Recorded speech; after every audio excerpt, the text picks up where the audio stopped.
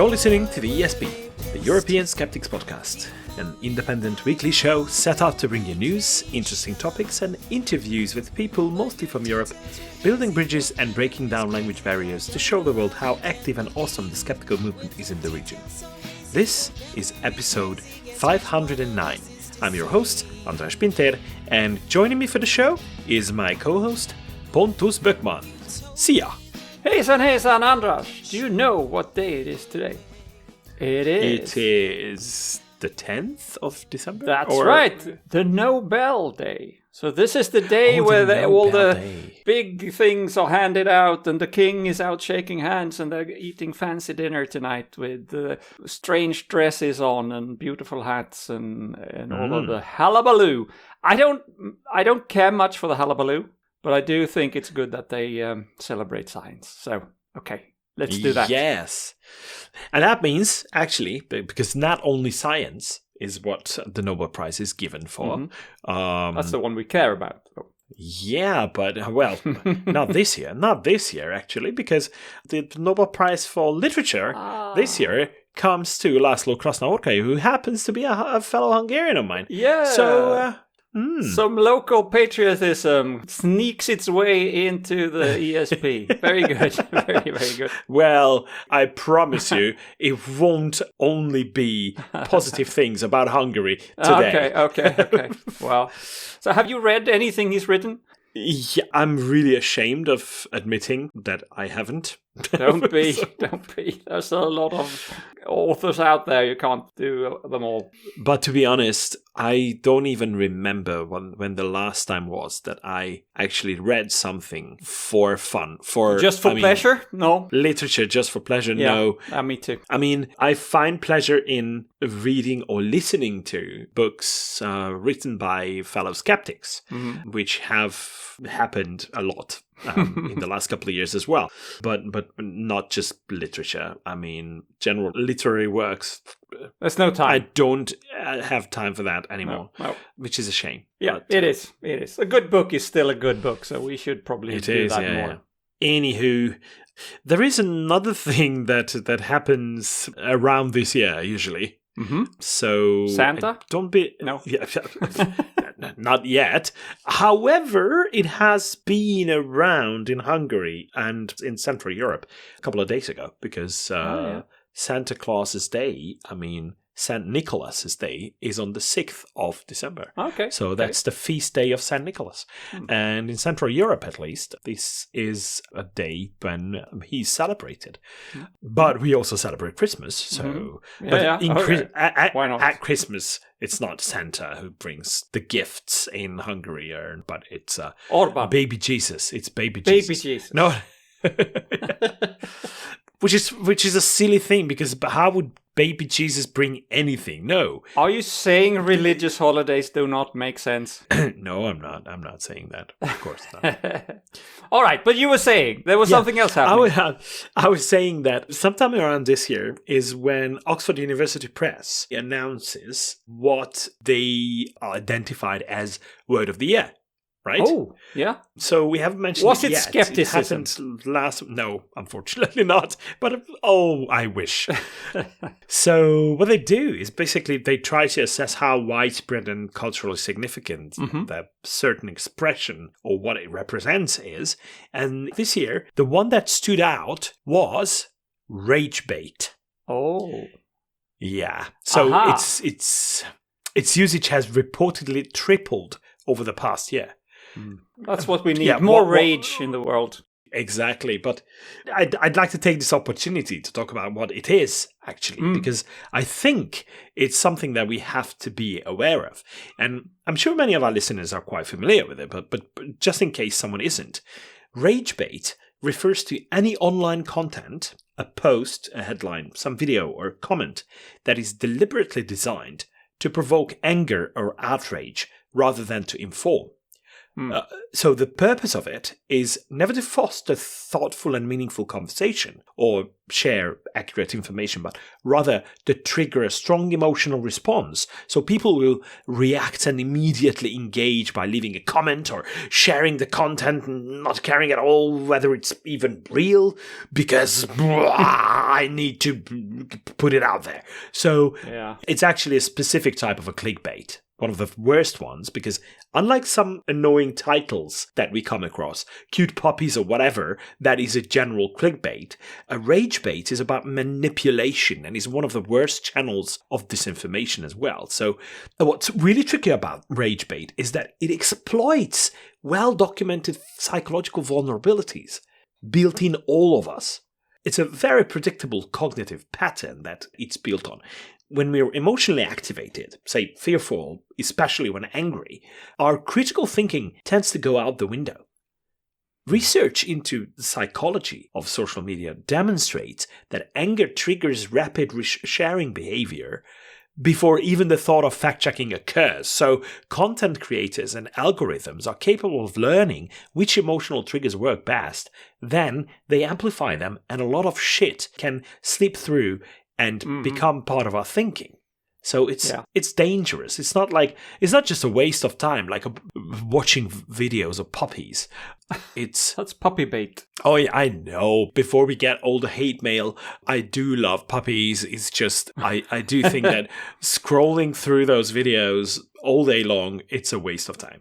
What I'm thinking now is that we need something the total opposite of rage bait. But the only thing I can think of now is love bait, but that sounds creepy. So let's not do that. Let's not do that. Probably not the right direction. Yeah. But I think we agree that when it happens, it hurts the whole of society because it distorts public discourse. And the background of it is that social media rewards engagement, regardless of whether the content makes any sense. There's no room for nuanced voices. The loudest, the angriest voices drown out everything that's balanced and evidence-based. And rage bait encourages that kind of misinformation and has a tendency to polarize as well. Exaggerations, misrepresentations or fabrications. It's all commonplace. Yeah. So by that, it's false narratives that it's strengthening, and it has the result of social divisions as well. So what can we do about it? We like to think of ourselves as ones who are well equipped against things like rage bait, but far from it. We are all prone to this, along with other cognitive traps. So let's give it a proper thought and try to share this with others as well around us. In a way that people don't get angry. Yes, exactly. A rage bait in itself. Exactly. Because if you just throw it into someone's face that they are wrong about it and it's all fake, that's another kind of rage that you will experience. But what can we do, really? So, first of all, be alert and try to identify content that might be attempting to trigger you. Just as a rule of thumb, if all of a sudden you see something and you feel outraged, emotionally driven to share stuff you just came across, chances are you are being manipulated. You should recognize sensational, inflammatory headlines, emotionally charged language, broad generalizations, or the lack of verifiable claims, and see them as red flags that something nefarious is happening here. I mean, there are things that should genuinely trigger a response in people. Like if you see someone being completely careless and putting anyone in harm's way, of course you get angry. That's legitimate. Yeah, I occasionally get angry with what the Hungarian government does, but unfortunately that is usually very well based on facts. But things can make you very angry, and that's, as you said, legitimate, but you have to think about your response. Yeah. The old saying is you count to 10 and you think about it. How do I best react to this? And then you click on it. And then the first thing you should do is pause. Yeah. Before reacting publicly, ask yourself, is this making me angry or informing me about something to deepen my understanding of a topic? If it's the former, if it's just making you angry, you might want to look deeper into it before you make up your mind. That should also entail re-examining the source, right? Think hard before you share, or if you manage to identify a false claim, make sure you share your findings instead and trying to make other people think twice as well. But don't do it by reacting directly to the rage bait. Even commenting to the post fuels the engagement cycle, so don't do it unless you're absolutely sure that you can clearly communicate your point of view, but that is probably still counterproductive. So educate people into how that happens. And that the good thing about that is you are doing something that is called pre-bunking then. You might be able to put it in front of people before they actually come across the original rage bait. Content. That is a good way of that, and there is evidence to support that is a good way to make people less vulnerable to it. So good advice. Yeah, let's hope that we will see Oxford University Press identifying reason or critical thinking or scientific skepticism as word of the year at some point. But I doubt that it will be in the near future. We will talk to them. Yeah. Yeah. Well, I don't think it works that way. We should talk to other people so that people are talking about this. Right. Yeah. So we have a lot of things prepared for today. I'm not saying, and I can't promise, that it will be all positive and uplifting, but we will try to deliver. There will be a really right at the end. I can tell you that. A little bit of a teaser. That is very good, because at least that is something to look forward to. But I do look forward to the rest of the show as well, so I hope our listeners do too. And as we all know, the first part of the show is usually TWISH, This Week in Skeptical History. Okay, so it's very rarely the case that we get to celebrate a female European giant in the history of science and skepticism, but this week is one of those. Good. Finally. It's not because there are no female scientists or people worth mentioning, but unfortunately there is a bit of a bias in communication about this, so it's difficult to come across those names. So I do encourage our listeners to send names and events our way, just for us to be more in the know about this. So, Augusta Ada King, Countess of Lovelace, is our birthday girl, who was born on the 10th of December 1815. Now, although she was the only legitimate child of English poet Lord Byron, she is famous for one thing above all, and that is being the first computer programmer. And the most fascinating part of that is that it happened 2 centuries before the first computer actually existed. Well, that's quite an achievement, I would say. Quite a remarkable achievement like that. But that probably wouldn't have been enough to feature her in TWISH, right? We always need a skeptical angle.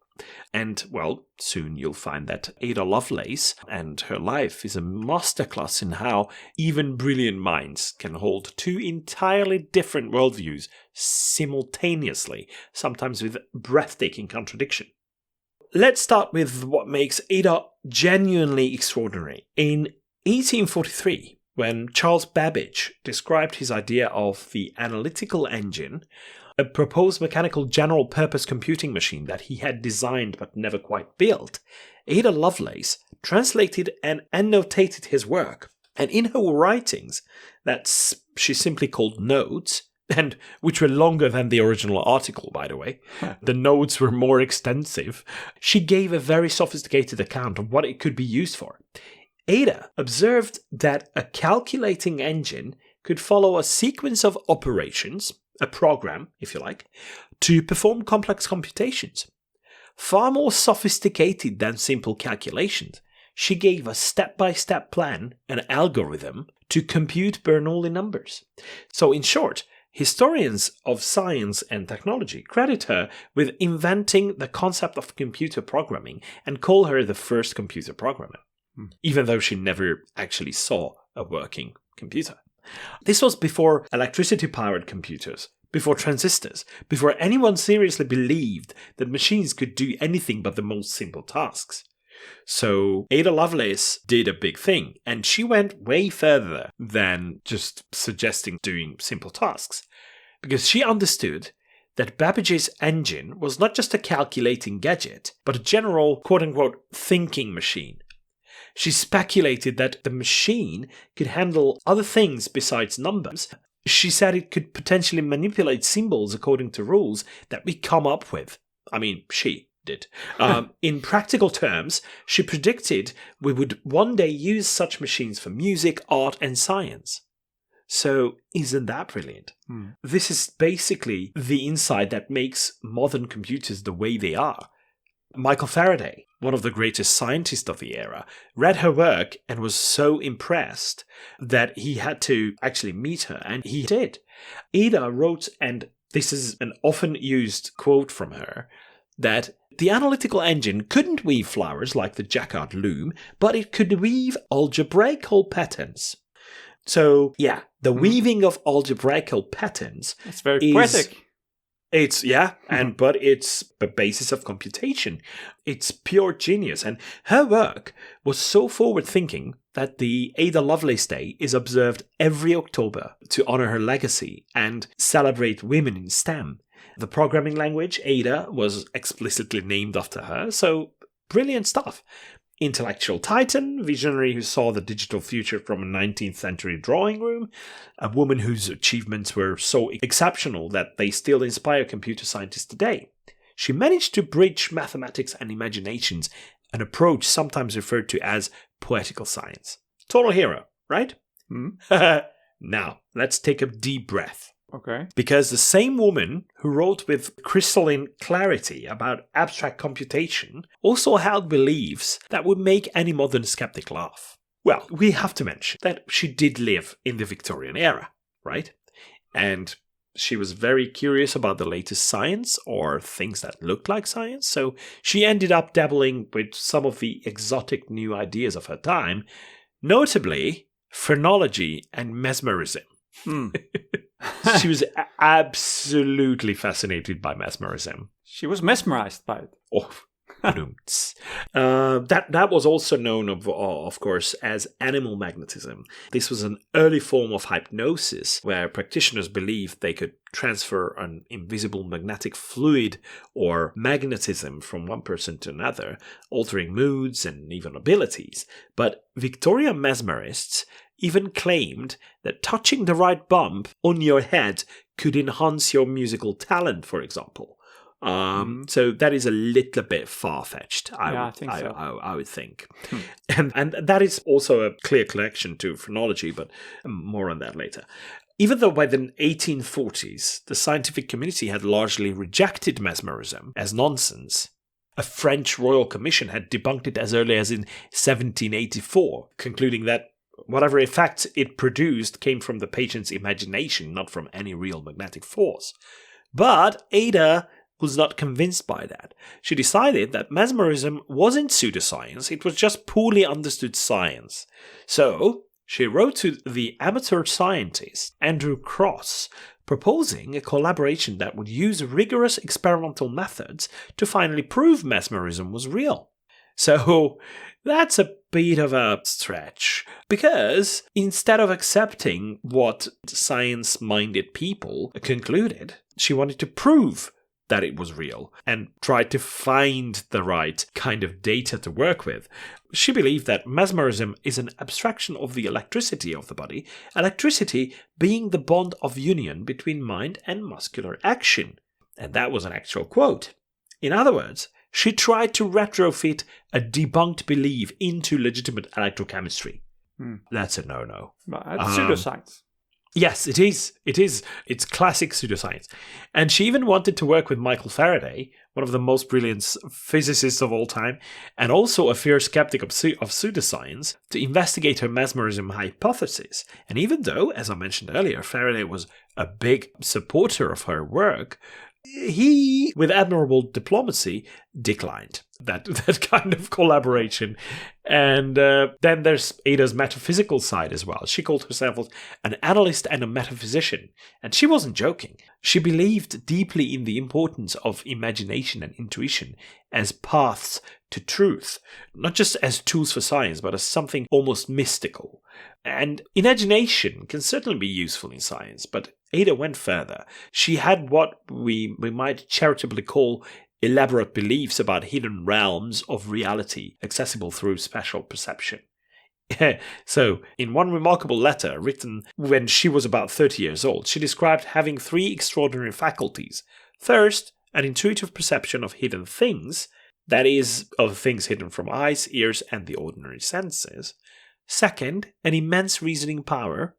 Well, that's good to have. Third, a concentrative faculty that allowed her to throw, and I quote, rays from every quarter of the universe into one vast focus. Mm-hmm. Now that sounds like classic bullshit, right? So, well, not very humble in any case. Yeah, that's the other thing about it.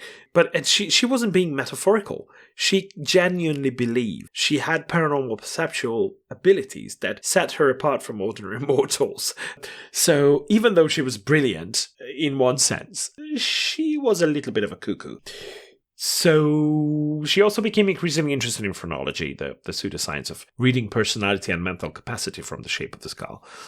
This was more popular in Ada's day than it is now, but even then, it was on the fringe. Well, I would hope it's not popular now. I mean, nobody believes in it anymore. Nobody. There's always somebody somewhere. This is why it's good to talk about it, because then it's a good example of how out there people could be, or could be in the past at least.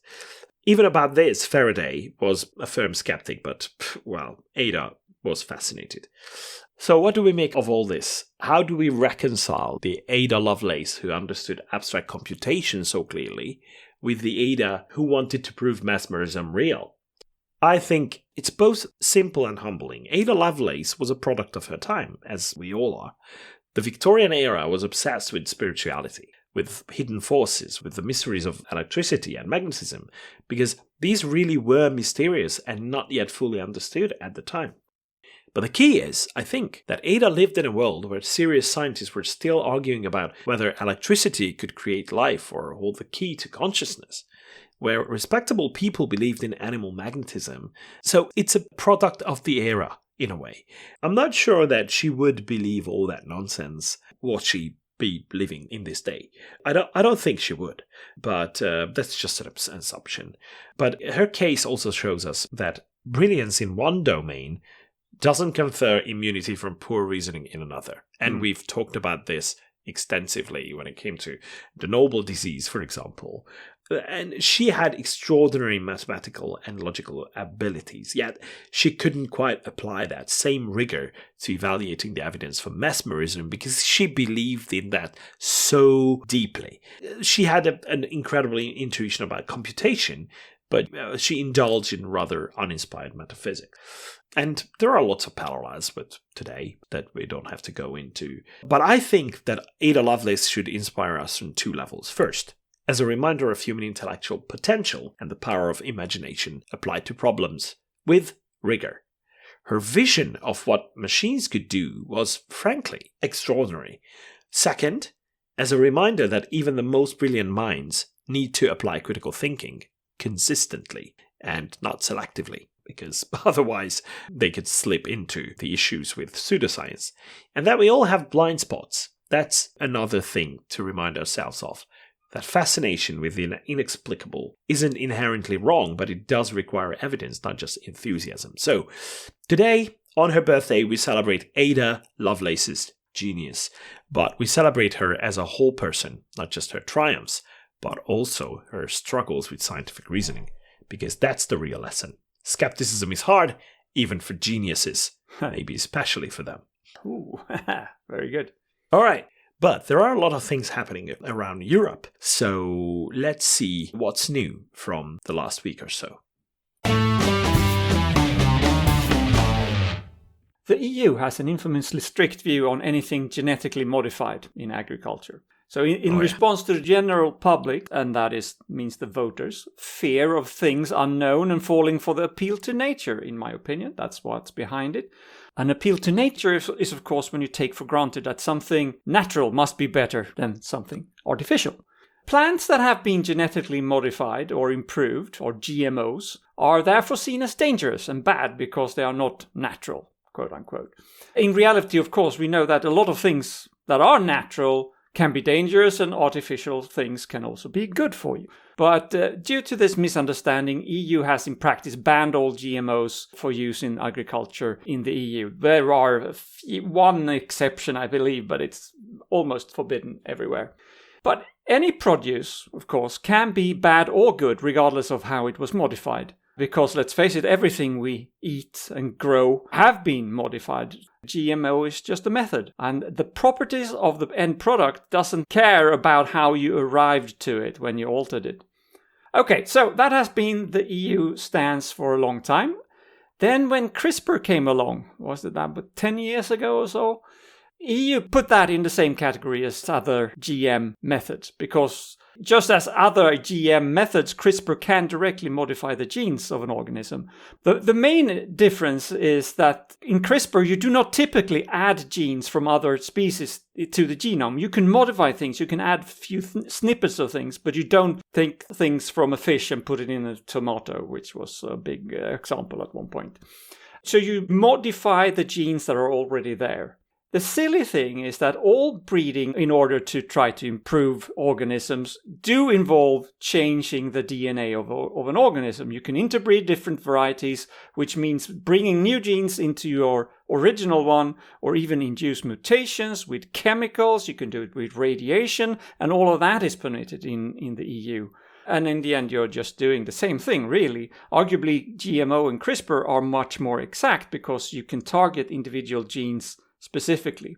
So EU has been very conservative, but now it looks like maybe things are changing. The European Council has reached a provisional agreement with the European Parliament in a set of rules that establish a legal framework for what they call new genomic techniques, NGTs. So they're changing the terminology here, probably because of political reasons, I don't know. So instead of talking about GMO and CRISPR, they talk about NGT1 plants and NGT2 plants. So they put in two categories.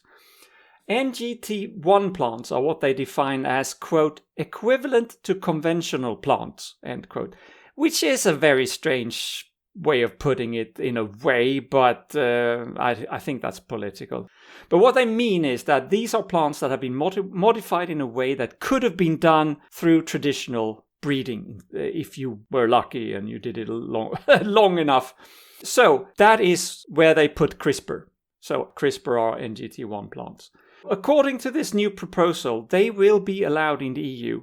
However, national authorities must still first verify that NGT plants do belong to category 1. So that needs to be done on individual country level.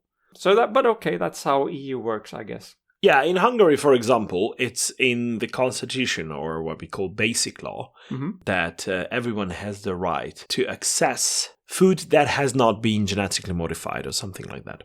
Oh, really? So that's of very difficult to get around there. Uh-huh. Oh, absolutely. Okay. Mm-hmm. Okay, but according to these new rules, if a plant has been designated as an NGT1 plant, CRISPR plant, then the seeds will have to be labeled as NGT1 seeds for the producers. So, quote is that they want to allow operators to ensure an NGT-free chain if they wish to do so, end quote. But the end product that you buy in the stores will not have to be labeled. So you will, as a consumer, not know if it's a CRISPR modified plant or not. But I'm sure you will soon find labels due to marketing. People will label food to say that they are free from NGT1, blah, blah, blah. Yeah. But it's not a requirement anyway. For NGT2 plants, on the other hand, both the EU Council and the EU Parliament agreed with the EU Commission's proposal to maintain the existing GMO legislation requirements. That includes mandatory labeling of products. And GMO food is sort of allowed in the EU, but only if it has been evaluated, approved, and properly labeled, and it's a big deal to do it. I think there is one type of maize or corn that can be grown in the EU that is genetically modified using this technique, but that's just one product, and it's very hard to get that approval. But anyway, I wanted to talk about this because it is not rational to put things in a certain basket of dangerous just because they were created with a certain method. what you look at is the end result in itself and see, is this safe or not? Doesn't matter how it came to be there. Yeah. But slowly, maybe some rationality is creeping into the EU in this area.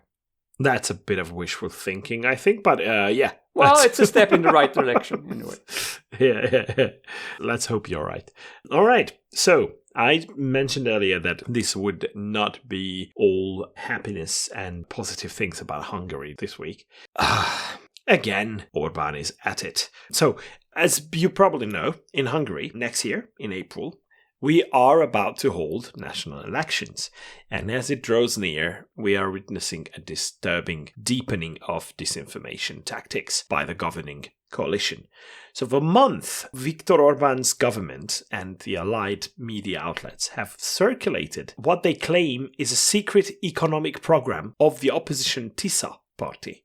And they are talking about brutal tax increases and radical fiscal reform that the current largest opposition party that has the potential to actually defeat Orbán is allegedly planning to do. According to these narratives, opposition leader Péter Magyar and TISA are planning to impose a staggering 1.3 trillion forint tax burden on Hungarian families once elected. And the story has completely penetrated government communication channels, official campaigns, and even sparked a government-initiated national consultation. I talked about those national consultations that Orbán tends to do. Those are basically campaign tactics masqueraded as an actual consultation with the general public. But what it does is giving them the option to agree with the government, and that's it. So it's not a real consultation, and there is, however, one teeny tiny bit of a problem. The whole documents that they claim to be the source of all these claims seems to be fabricated. There is a bit of a timeline here for this whole thing to unfold. The disinformation campaign follows a predictable escalation pattern. In August 2025, the pro-government Index website published what it claimed were authentic TISA party economic documents. Without verification, the same outlet presented the material as factual. The party in question, TISA, immediately denied these were their documents, calling them fabrications, but the government machine had already been activated, and whoa boy, when they start rolling, they do it big. And Orbán's governing party began mass-producing attack videos referencing the document. The pro-government think tank Nézőpont, which translates to point of view, by the way, conducted polling on the alleged TISA tax. The government itself launched a national consultation asking citizens about the tax plan, lending state resources to legitimize fiction as policy debate. Placard campaigns flooded the streets, warning Hungarians about the TISA tax and all this. But obviously, the reaction from TISA sued for defamation. And in a first instance ruling, the court sided with Index, the pro-government outlet. But on December the 4th, a couple of days ago, Hungary's Court of Appeal reversed that decision, determining that the claim had crossed from opinion into false factual assertion. And independent media outlets like Magyar Nemzet and Ripost were compelled to publish corrections for treating the documents as established fact. But then came a move that appeared intended to silence criticism. The Index then published all 662 pages of the alleged documents online in early December. So suddenly, everyone could examine them directly. And that's when the real problems became obvious. The documents read like they were written by either someone profoundly incompetent or by an artificial intelligence system struggling with Hungarian language. So the analyses are filled with bizarre data visualization errors, like graphs where axes don't align with data points and scales shift wildly without explanation. So this is how seriously they took this whole task. And there are charts that supposedly illustrate policy timelines, but actually make no logical sense whatsoever. But the most damning evidence emerges from the document's sourcing, because the bibliography contains references to studies that don't exist, or if they do exist, have been significantly misattributed. There is one specific cited work Taxation and Tobacco Control, Evidence and Issues, that was the title of it, attributed to researchers Chalupka and colleagues from 2012, but it doesn't appear in any database, any academic database whatsoever. And when researchers search for the work, the actual publication has a different title entirely. So that's quite typical of an AI-generated document that you can find something like that. There is one reference that points at an article written in The Lancet in 2011. The problem that the author didn't publish in The Lancet during that period at all. The documentation cites a WHO report on smoking from 2020, but the WHO didn't issue one that year, which was actually breaking their usual annual pattern of doing that. And there is one last thing that is the most telling about all this. The documents cite an outdated Hungarian statistical database from 2021 that hasn't been updated since. And they reference a Hungarian law with a paragraph number that never existed. It's absolutely ridiculous. There have been a technical analysis by a forensic AI specialist as well, conducted through plagiarism detection software. You know, when you're actually using other people's works, the plagiarism detection software should be able to identify chunks of your text, right? And if it's a proper quote, if it's properly referenced, then it's not an issue in terms of plagiarism. But you can determine that the texts are identical, right?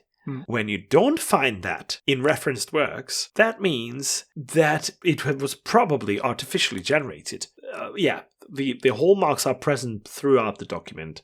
Well-structured text that reads naturally in English language machine learning training data, but becomes awkward and ungrammatical in Hungarian, because it's a language for which most AI systems receive minimal training data investment. The specialist confirmed one key finding. These are not purely machine-generated documents, so human hands are present. The formatting errors, misaligned images, broken text boxes, missing sections suggest someone cut and pasted AI-generated content into a document processor without proper integration. The repetition is strikingly human. 4 consecutive pages listing identical content about different countries.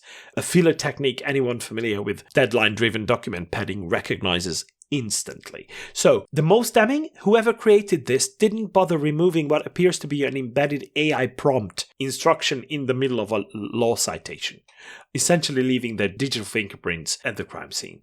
So, the specialist's conclusion, it's a cheap work done by humans using modern technology, but it's not genuine policy, that is for sure. So it cannot be that of TISA party, which is filled with experts on different fields. It's impossible to grasp the idea that they would do such a lousy work. That is pretty damning. So what do you think happened here? Didn't they have anything? And then when they got this appeal court ruling against them, they felt they had to quickly produce something. And they just manufactured it as quickly as they could, and they couldn't spend enough time on making sense. Is that what happened? This very much what a lot of experts agreed to have been the case. Yeah. I mean, it's probably how it happened, but it looks like it's all fake. And this is what really is concerning about this, because this is not the first time that something like this happened. Things could easily be treated as genuine earlier as well, about massive taxes that the opposition would impose once getting into power. But they have increasingly used generative artificial intelligence to generate that kind of narrative that they couldn't find in the actual documents or conversations from the opposition party, TISA. Yeah. The problem is that this is now a European country's government using completely fabricated documents to produce a fake narrative about an opposition party that is threatening to defeat them in the general elections. That means that there is an alternative reality being created here. Yeah. What do you think will happen now? Because people must see through this. Or at least a lot of people will see through this. Or? I don't know, because we have reached a point that supporters of the government, and there are about 2 million people still in support of them, because they have been basically brainwashed through government-controlled media. We have reached that point that these people are not willing to accept the opinion of experts when it comes to the analysis of such a document. They will deny that, they will say that these experts are being financed by, I don't know, Soros or whatever. Now it's Brussels, so everything is full of Brussels, even though Brussels has nothing to do with this. The claim is that everything is controlled by the EU now. Mm-hmm. This is basically the narrative, and I'm really concerned about this, because with such a document out, there are 2 alternative realities. One is supposed to be the actual reality, but the other one is something that people will still consider a reality, but it is not. It is built on falsehoods, and that is what a governing party supposedly responsible for running a country are willing to do to stay in power, and that is crazy stuff. Devastating. Mm-hmm. I seem to talk a lot about dangerous and ridiculous trends on TikTok these days, which is ironic because I'm not on TikTok. I didn't think I have an account, but I'm never there. But this time I will mention a number of stupid wellness advice that are making the rounds out there. Many of them are connected to the incel movement and the so-called looks maxing, which is just a stupid name for maximizing your looks, I guess. But I mean, I think we mentioned this before. I've heard about it. I think so, yeah. Well, it's all about trying to maximizing the way you look to make you attractive to the opposite sex. And a lot of it is about, I think it's both males and female, but in this case, it's more male people that they are turning to. So one of these advices that are promoted out there is thumb pulling. So what you do is, this is an exercise you should do. So you should stand with your back against the wall. Then you lower your jaw so you get a little bit of a double chin. And you open your mouth and you push the inside of your gum upwards with your thumbs.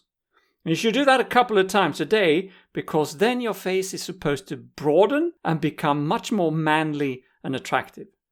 So I haven't tried it, but I don't think I have to realize that it's just nonsense. Then another gem that is promoted nowadays, which I have heard of before, and I think it's an oldie in a way. It's mewing. Have you heard of mewing?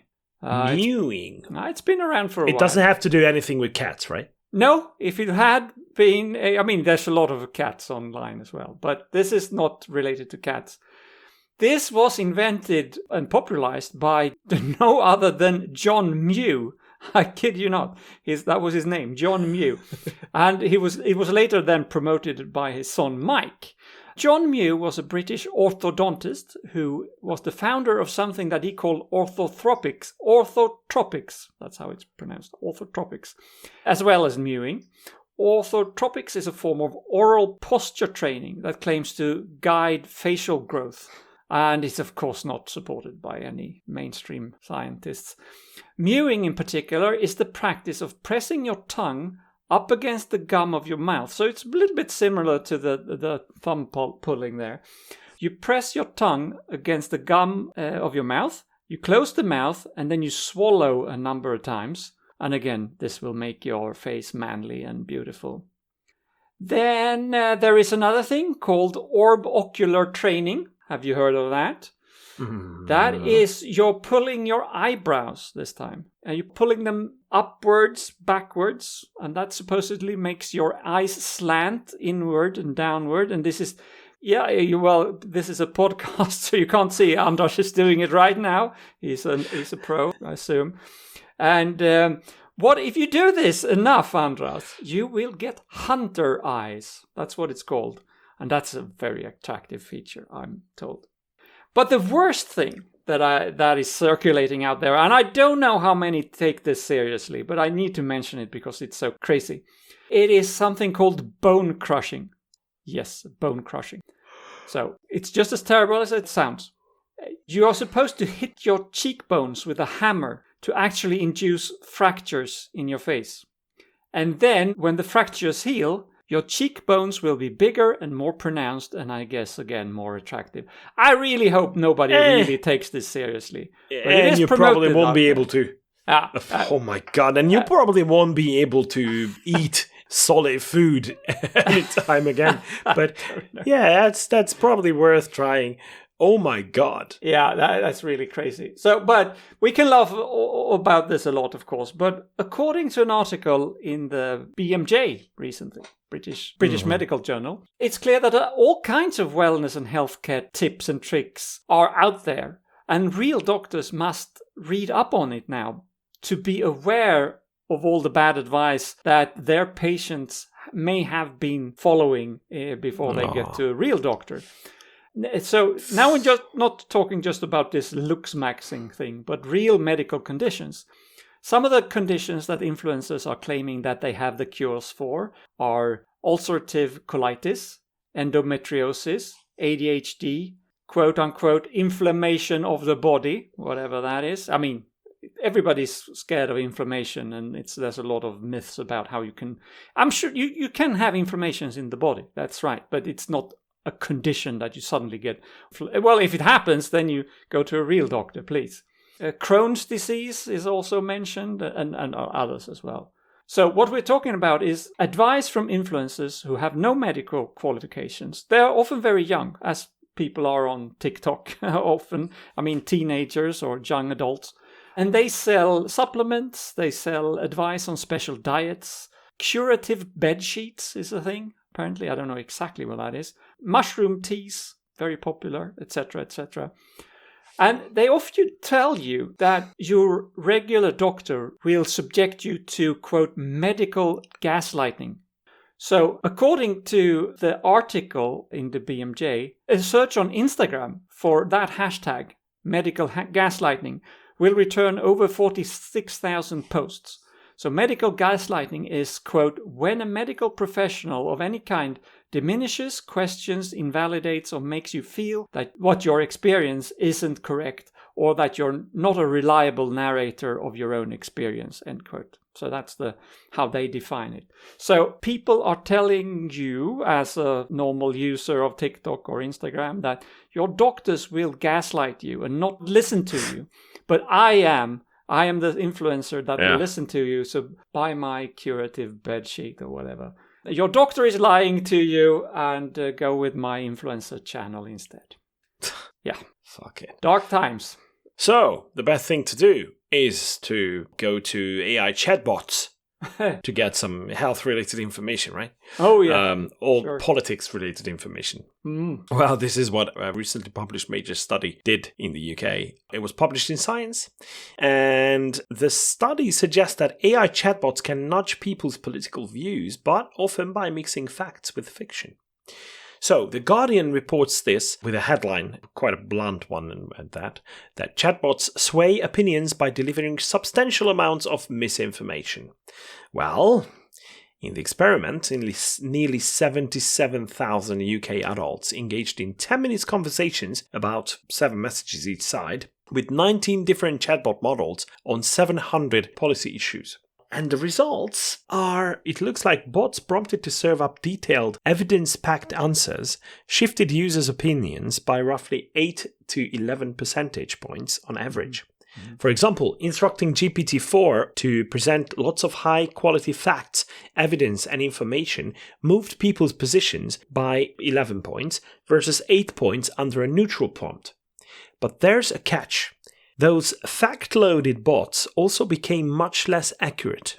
Uh-huh. In one test, GPT-4's factual accuracy plunged from around 80% to about 60% when it loaded up on facts. Apparently, in its research, it got so, because of the prompt trying to get as much information as possible, a lot of falsehoods got into the picture. Mm-hmm. Well, it's not necessarily hallucination. It's that the access to all kinds of misinformation and badly referenced information as well, they really contaminate the internet. So chatbots can use them and present them as facts, which, well, apparently is not the case. So one of the key findings is that facts, or things that looks like facts, make the arguments about these political topics much more persuasive. Telling chatbots to flood the conversation with evidence made them about 27% more persuasive than a basic Be Persuasive prompt. Fine-tuning boosts the influence. Reward model training on highly persuasive dialogues increased the model's sway by up to 51%. But the truth deficit is what follows almost in every case. These information-rich chats came with a hefty cost. The boosted bot's factual accuracy dropped dramatically, just as the facts-focused GPT-4 variant was only 60%, as mentioned earlier. So small models can compete sometimes, but remarkably, a modest 8 billion parameter llama model, given the same persuasive training, became as or more convincing than a much larger GPT model. So it's total chaos when it comes to trying to assess the real-world impact of all this. Science News notes that the bots mostly shifted how warmly participants felt about an opposing candidate, for example, rather than flipping their vote. Well, there are obvious limits to this piece of research, but most people won't sit through lengthy political debates with a bot, and there are likely hard psychological limits on how much anyone can be persuaded. But still, it's very interesting how the news coverage played this up as AI brainwashing, but a lot of experts are calling for a nuanced interpretation of this because it's complicated. If a chatbot is asked for 1 million facts, sooner or later you're going to run out of good ones. And that's what MIT's David Rand said, one of the researchers dealing with this stuff. To an amateur like me, I guess it's not a priority, but to an amateur like me, it should be very basic when you create these chatbots to put in a rule saying do not lie. I mean, make sure that if you're not certain, you say you're not certain. That should be the default thing in all replies that it's given. That doesn't have to change that they are trained on a lot of nonsense data, but I don't know. As I said, I'm an amateur, but it sounds simple. Yes, and I think it's much less of an issue these days. I mean, with the new versions coming out, it's not so much about hallucinating anymore. It's more about how contaminated the internet is with falsehoods. Right, And right. it's another level that AI should achieve, actually, these chatbots, the skill to try and assess the reliability of a certain source. Because if it's just getting you everything that it finds on the internet, well, that is not good news. Think about the fact that even in scientific publications, you can find now so many of them that are of a very poor quality. Yeah, even written by AI sometimes. Yeah, sometimes, yes. So we are in a deep shit with this, and we would need to find a way out of this. Facts are becoming lost. So it's like, and relative, and who knows what else. All right, so I know it's not the highest point to finish on, but I'm really hoping that you're really right will bring up the mood somewhat. So let's find out who's been really right lately, shall we?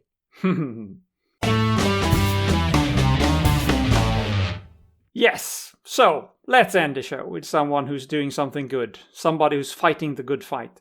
But I guess we have to start with the bad, because otherwise we don't have anything to fight against, right? Oh, yeah. And the bad in this story is something called the National IQ Database. This database was constructed and published by psychologists Richard Lynn and Tatu Vanhanen, sounds Finnish, I don't know, way back in 2002. And they claim that this database contains the averaged estimates of IQ scores for different countries. Critics, on the other hand, say that this database fueled networks of, quote, race science, end quote, activists who argue that Western countries are under threat from certain ethnic groups with lower intelligence and a higher propensity to commit crimes. So it's a racist database in a way. And it doesn't help the credibility of the National IQ database that one of the authors, Richard Lynn, is a self-proclaimed, quote, scientific racist, end quote. So he calls himself that. Okay, that gives away the thing. And he was also stripped of his emeritus status by Ulster University in Northern Ireland after students protested against his views. Lynn has published more than 100 papers in Elsevier journals, including several that is using this NIQ, as they call it, database as a source. This is not a case of uncomfortable opinions being suppressed in the name of political correctness. According to one critique from 2010, which failed, by the way, to replicate the database low IQ estimates for Africans, according to this critique, Lynn's methods for selecting data were unsystematic and, quote, too unspecific to allow replication, end quote. And despite attempts by a colleague of Lynn's, who's called David Becker, to address some of these methodological issues, the updated iterations of the database are still flawed. And this is according to Jelte Wichertz, or something like that, who is a statistician and methodologist at Tilburg University in the Netherlands, and one of the persons behind the critique from 2010. And this is what he has to say about the database, quote, Becker's NIQ database inherited many of the fundamental flaws in Lynn's original national IQ work that we showed quite clearly to be unsystematic and biased towards Lynn's expectations. Until it has been validated with rigorous means, I would not recommend the use of Becker's IQ database in peer-reviewed research, end quote. So we have a bad database, but okay, let's not look at it. But the problem is, it is being used. It's being used a lot. And Elsevier itself is now looking into the problems of the database, and they are almost complete in their assessment, they say. The problem with the database, it's cherry-picked data, and in case of Africa, it's small sample sizes, too focused on young populations in rural areas where you would typically not get the highest IQ scores, not because they are not smart, but because they don't have schooling, they don't have access to education. And that is a part of all IQ tests. It can't be helped. And no matter how scientific you are in your analysis of such data, the outcome is still crap if it's based on that flawed data. So this is really right, okay? So the hero of the story is Rebecca Sear. She is a professor of psychology at Brunel University of London. She and her colleagues have so far identified 174 published studies that are based on this NIQ database. And They have now taken it upon themselves to track down more such studies, and they're contacting all journals who have published these studies and are requesting that they are retracted. Quote, retracting these articles is particularly important in order to essentially stop the continued use of the dataset, said CS in an interview on Retraction Watch. Believe it or not. Mm-hmm. Retraction Watch is, of course, where I found this story, and they are doing great work, of course. Because the problem is, of course, that if you have this data set and everybody's building their analysis on that, you build a body of studies that feel very reliable that are saying that Africans are stupid, right? And it's all due to one faulty source. So, for leading the work of tracking down and pursuing the retraction of all of these studies, Rebecca Sear gets this week's award for being really right. Oh, I can't emphasize how well-deserved this is. Think of the amount of work that it requires just to contact all the publishers and the journals and everyone who's involved. It's like hundreds of people to be contacted. Yeah. And first, you have to find all the studies, because there's no list out there saying these are the studies that have used this database as a source. You have to look for that. Yeah, but you cannot let it just lie there, because, as we mentioned earlier, this will be picked up. Yeah. If not by artificial intelligence, it will be picked up by other researchers who do analyses, who do reviews, systematic reviews and stuff. And it will distort the body of evidence that we have about certain topics. Yeah. And this should not be the case. Yeah. And there's so much of this going on. And these are the real heroes, in my opinion. Yeah. These people like Rebecca Sear. Oh, well done. Very good. Okay, thank you very much, Pontus. And Thanks that brings us to the last part of the show, which is, as usual, a quote. And this week, it's going to be a bit of a longer quote here, but I quite like it. It's from German physicist Max Planck in his work Scientific Autobiography and Other Papers, published in 1949. It's been a while. Yeah. And the quote is, "Experimenters are the shock troops of science. An experiment is a question which science poses to nature, and a measurement is the recording of nature's answer. But before an experiment can be performed, it must be planned. The question to nature must be formulated before being posed.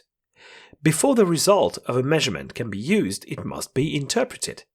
Nature's answer must be understood properly. These two tasks are those of theorists who find themselves always more and more dependent on the tools of abstract mathematics." Ooh.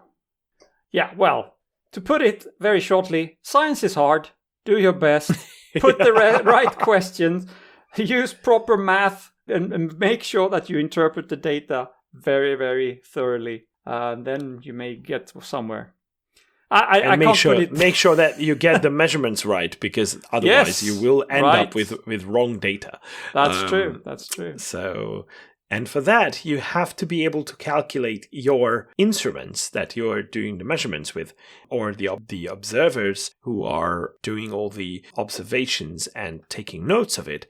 They are being accurate as well and objective. So there are so many things and so many parts of this that you can get wrong. And if that happens, then your whole set of results is wrong. So It's so important. Science is the best tool ever. We just need to be able to use it properly. Yeah. That brings us to the end of this week's episode. So thank you very much, Pontus. Thanks a lot. Many, many thanks to our listeners as well for tuning in. Please keep doing so. And until next week, goodbye. Hej då! Vislat.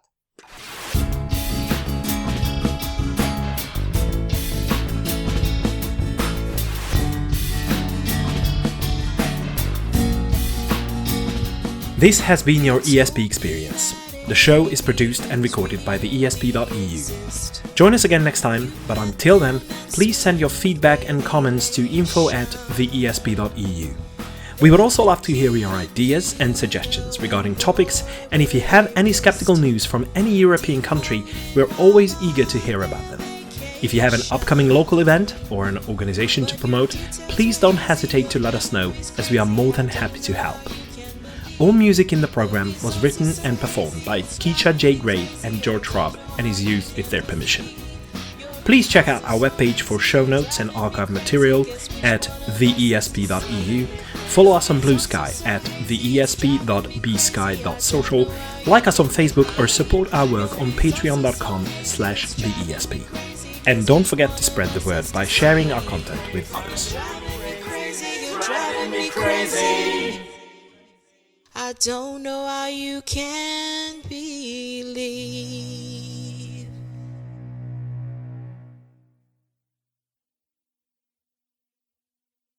The end of the year is coming, so isn't that mind-blowing?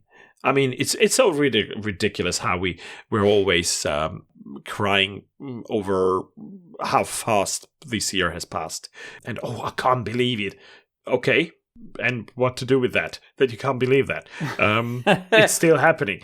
Well, for me, with what's Such happening in the US, this year can't be over fast enough, and I would want to see the next 3 years be over as well, but it doesn't work that way either. So, yeah, one of the most difficult things these days, I think, is to keep afloat and to keep your calm and be optimistic about the future.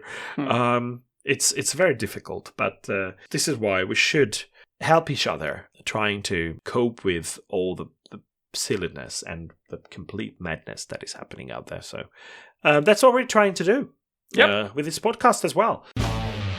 Oh my god, my brain doesn't work. While I was typing these on the plane, I felt like, oh my god, my brain is on fire. But apparently it burned out. So, okay. So what was I saying? Oh yeah. So in response to the general republics,